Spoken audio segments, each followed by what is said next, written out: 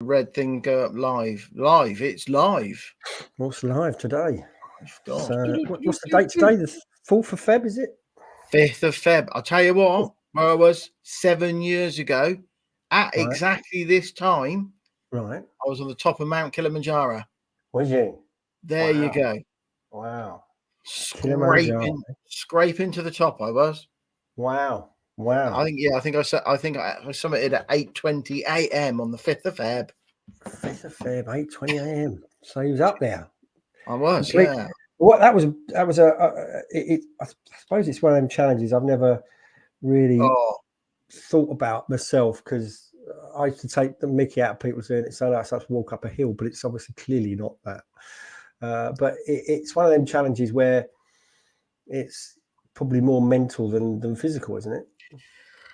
A bit of both. I mean, that's what, I sort of got into a little bit of running before then. I got sort of like quite fit, and my other daughters, because I did it with my youngest daughter, who's a nurse, and my other daughters were like, "Oh, you got to have a word with Danny. She's not taking it seriously." You know, obviously bearing in mind nurses do quite a lot of steps, but she wasn't sort of doing too much running or anything like that. But I mean, she breezed it. She was like up and down like a little gazelle.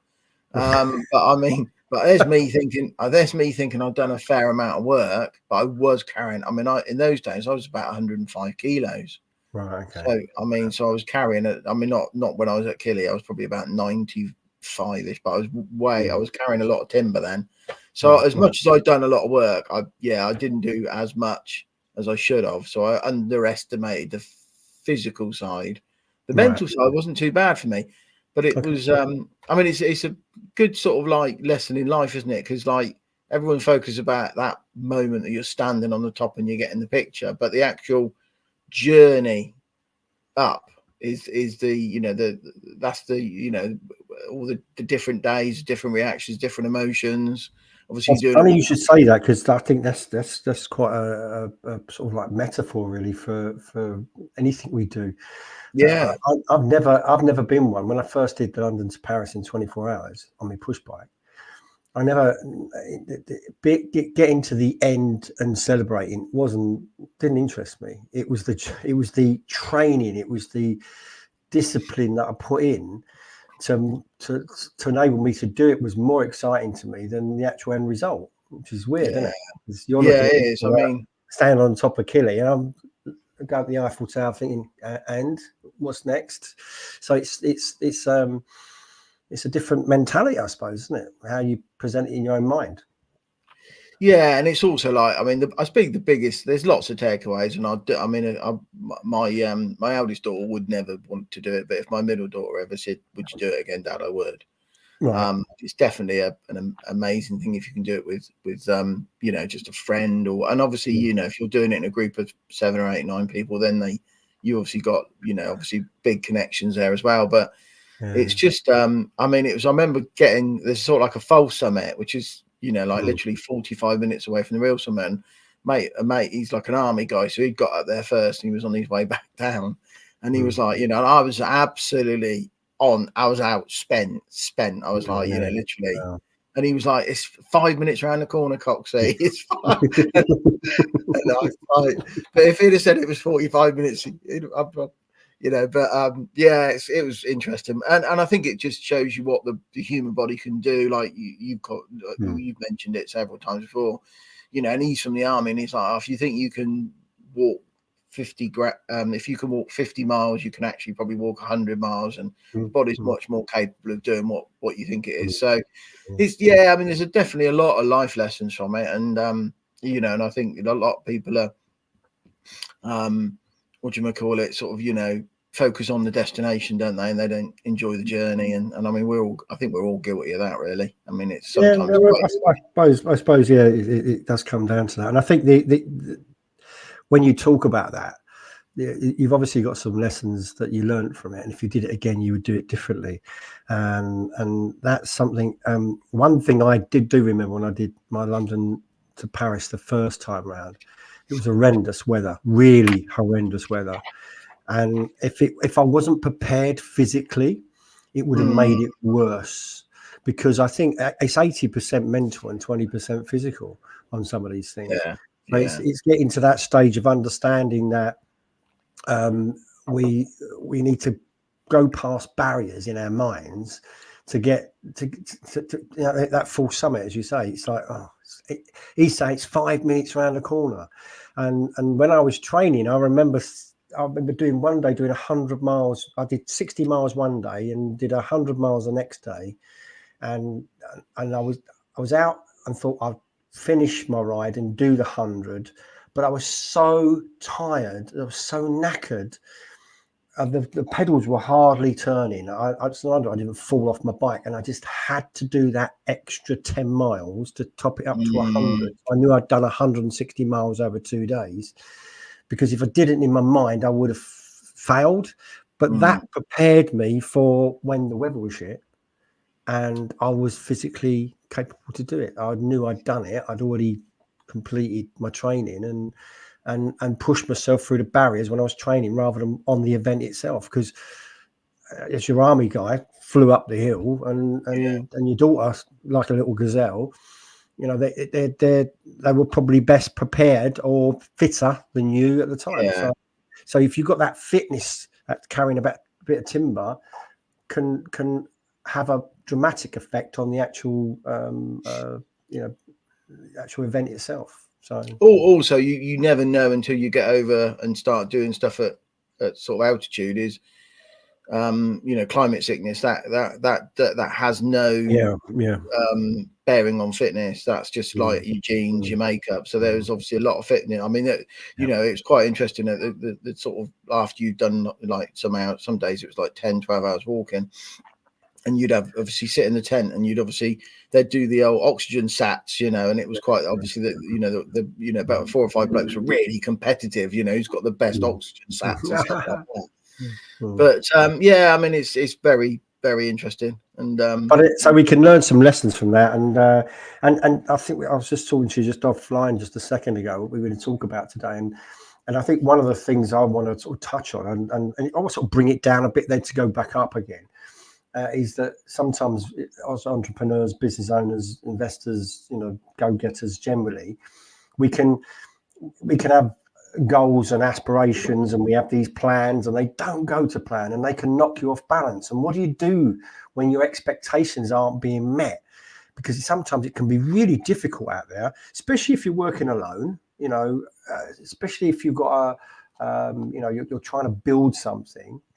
And I noticed it this week because my numbers are dipped on YouTube, and I was doing extremely well, and then I've got to look at it, and it dents your your confidence a little bit, because you think, am I doing the right things? And then I start overthinking things, thinking I'm doing something wrong, where it could just well be the algorithms not pushing my videos at a certain particular time, and it could be other factors that are affecting it. But that got me thinking. I go through that, and I'm fairly strong, and I'm very single-minded.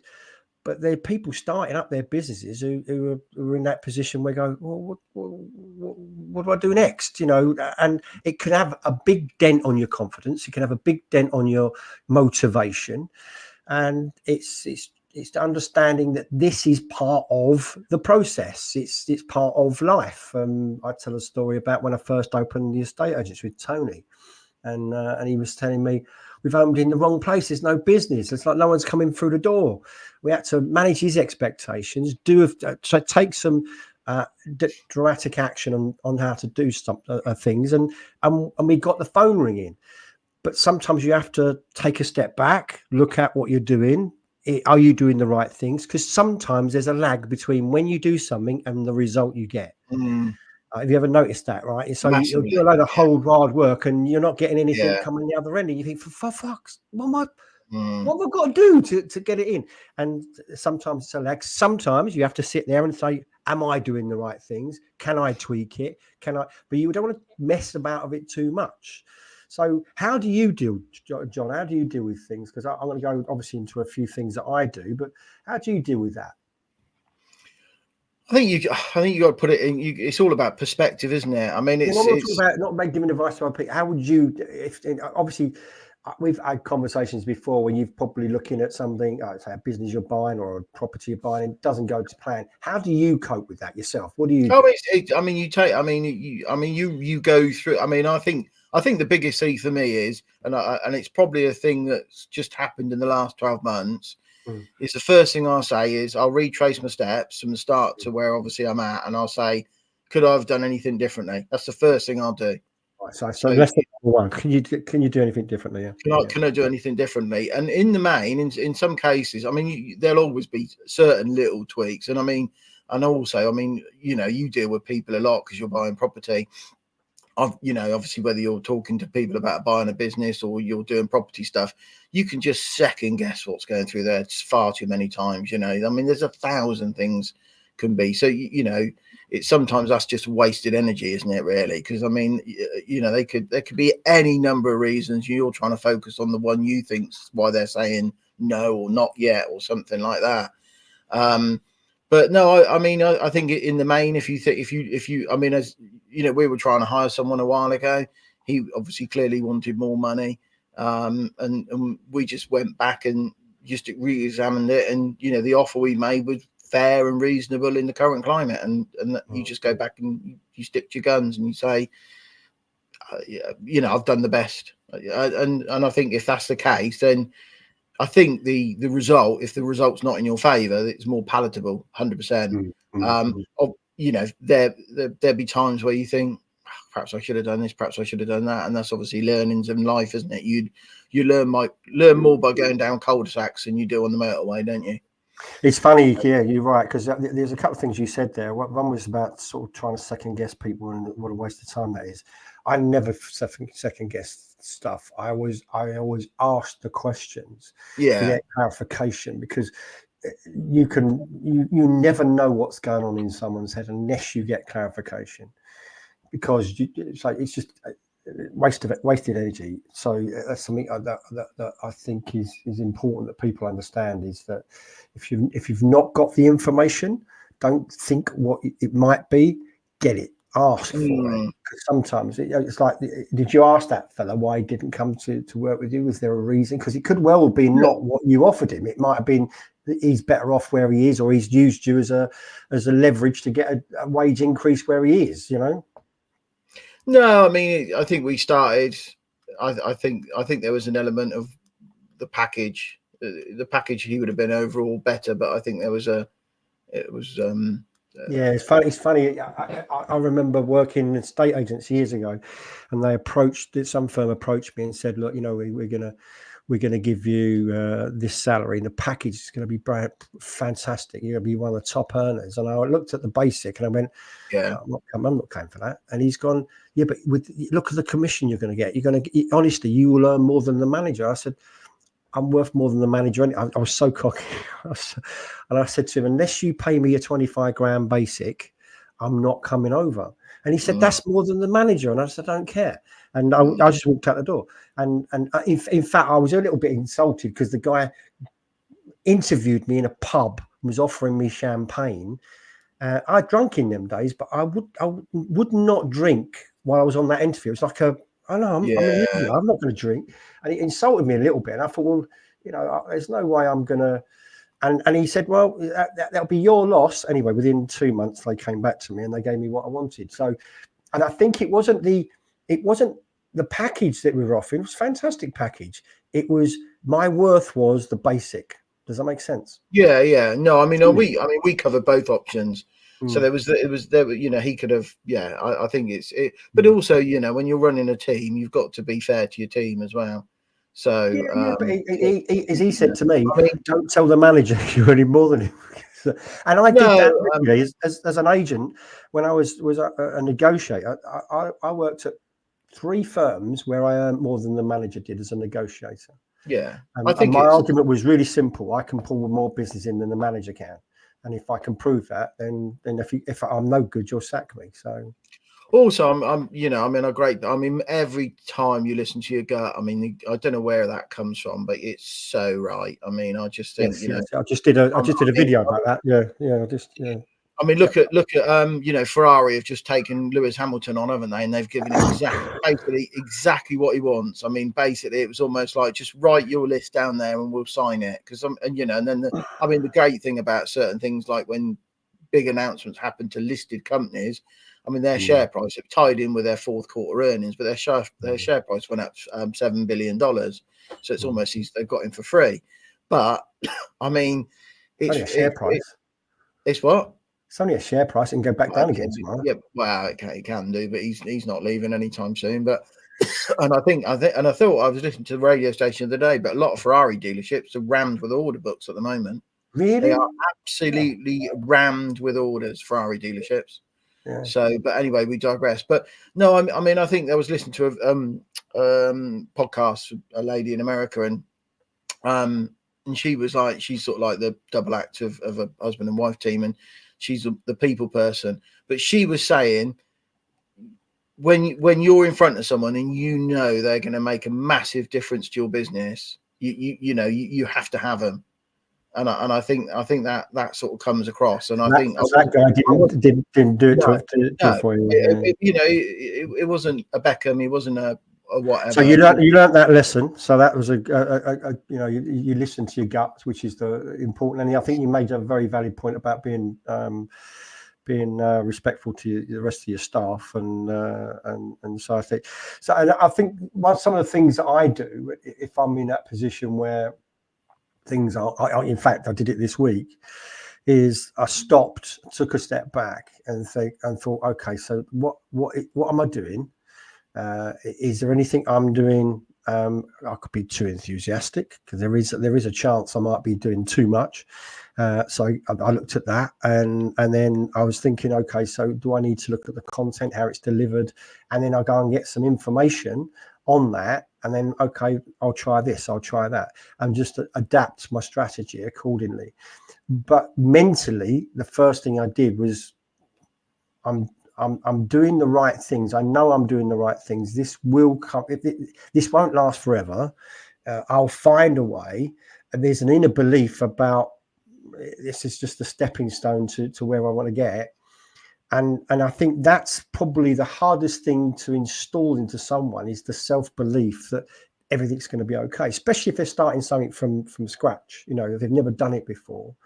I'm very blessed to have the mentality. I've got a mantra, and I'll watch someone do something and think, I can do that, and I'll go and do it.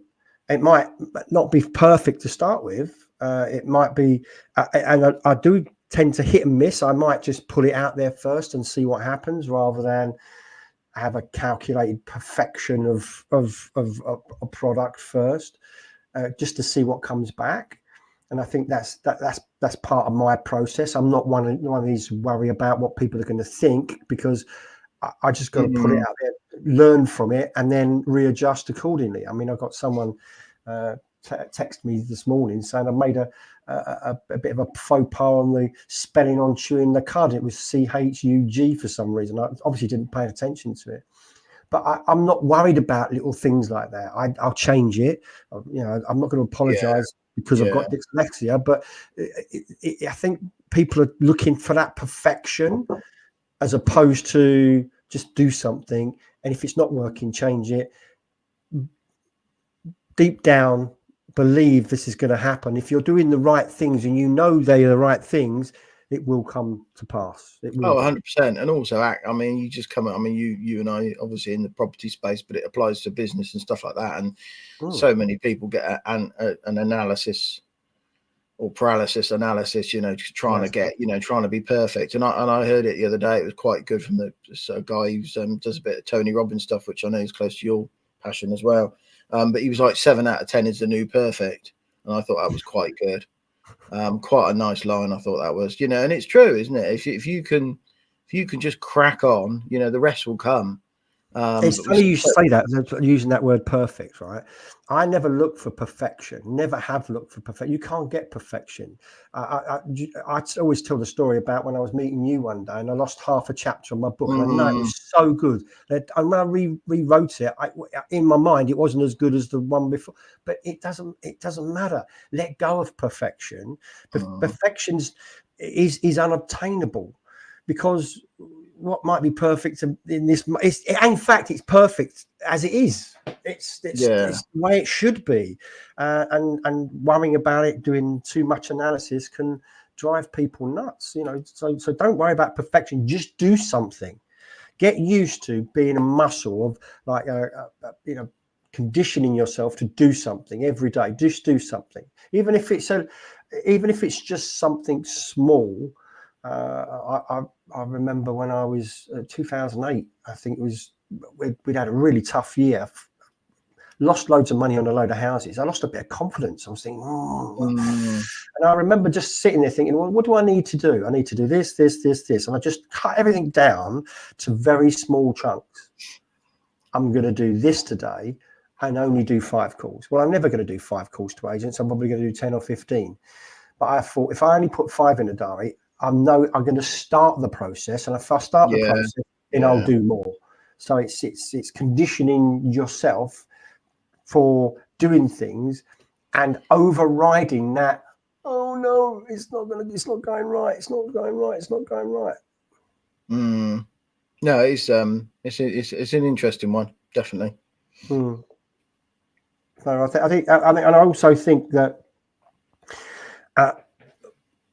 celebrate the little wins as well. And I think I broke the 300 subscribers on YouTube this week, or last week, and it's only 300 subscribers. It's not a lot. It's only a short period of time, but it's not a lot. But it's a milestone, so I'm going to celebrate that 300 subscribers milestone.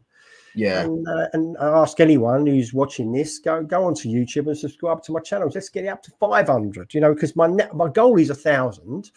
So I'm third. I'm not quite a third of the way there, but 30% of the way there on my goal. But that's 100 more than it was at the beginning of January. So it's a case of celebrate the wins, even though it's not going according to plan. It's still a milestone. It's still worth celebrating. It's still worth saying, do you know what?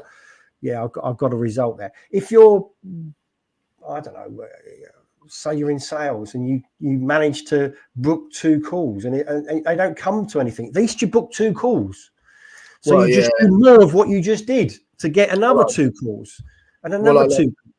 I love that book, Go for No. I mean, I just think that's an amazing book, isn't it? And that just basically gets you to celebrate the no's, because it's all, because statistically, if you think, well, I've got a book, say your target is to book 5 calls with, say you're an estate agent, you've got to book 5 viewings with punters or something like that. And say you make a few phone calls on the Monday and you're on a roll, and you get 3 of your target. And then on Tuesday, you're like, so you could literally hit your target by Tuesday. But if you target no's, chances are you'll get 10 viewings that week. So Go for No. It's just a cracking little book. That is an audio. I've never read that one. And I think it's accepting that you're going to get rejected and how you deal with that, because there's some people out there got clients. Yeah, we're going to do this with you, and then they change their mind. And how do you deal with that one? That's another one. It's like, oh no, they said they would do it, and now they're not going to do it. They might have said to your face they're going to do it, and had no intention of doing it. You don't know. Circumstances could change. Don't take it personally. Do not take it personally. It's just they're not ready at the moment. And then perfect for the next one. Learn from that particular scenario, so next time you can perfect it. And I think that's what people do, is they tend to take things personally in business, and it's not personal. It's not about you. It's about the client. It's about So don't take it personally. So that's my advice this week. Don't take it personally. Anyway. We were talking about moving this to a Monday evening. What about if we do next Monday evening at 7 o'clock? I've got a property meet it's once a month on a Monday, so we could. I'm just trying to think how we can get around that. Let's make it Tuesday. Tuesday evening. Tuesday evening at 7 o'clock. All right. I'll tell you what. Let's leave it till next Monday at 8:30. We'll discuss this, and then we'll put a notice out on this thread that we're going to be doing changing the time maybe next week or the week after. So next week we'll look as it is, and the week after we'll look at changing it to a certain evening, because I think if you're going to get busier with network meetings, that's going to be a bit of an issue. Because it's only a certain day, but I mean, there's not many on a Tuesday. But I mean, the other option is the other thing we need to do as well is we need to do a property webinar, I think. So how about getting one up and running for Sunday or something like that on the market? How you seeing it? You obviously a lot of auction data coming through. Yeah, we could do that on Sunday. Yeah, I don't think I'm doing it on Sunday evening. Let's have a little bit of a ribbons rant. Yeah, definitely. It's interesting because there's a couple of indicators which are quite strong, and there's still a bit of weakness there. But we can talk about. Well, if you can set up a link up, I can start splashing it around Facebook, and Perfect. let's have a 7 o'clock Sunday evening, godly hour, ribbons rant. Ribbons rant, Sunday night, Sunday evening, 7 o'clock. All right, we'll do that. But Okay. Okay, well, listen, thank you very much for listening. We'll speak to you next time.